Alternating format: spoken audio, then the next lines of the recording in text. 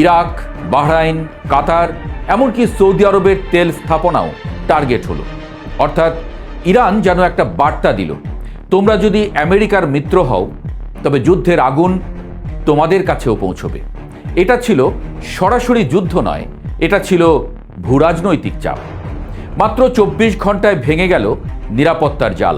মধ্যপ্রাচ্যের ধনী দেশগুলো অনেক দিন ধরে নিজেদের নতুনভাবে তুলে ধরার চেষ্টা করছিল, বিশেষ করে সংযুক্ত আরব আমিরাত। দুবাইকে তারা বানিয়েছে এক ধরনের গ্লোবাল বিজনেস হাব। বিশ্বের ধনীরা সেখানে বিনিয়োগ করছে, বড় বড় কোম্পানি সেখানে অফিস খুলেছে। বিলাসবহুল হোটেল, রিয়েল এস্টেট, পর্যটন সব কিছু মিলিয়ে দুবাই যেন মধ্যপ্রাচ্যের নতুন অর্থনৈতিক রাজধানী। কিন্তু যুদ্ধের উত্তেজনা মাত্র 24 ঘন্টার মধ্যেই এক নতুন বাস্তবতা সামনে এনে দিল।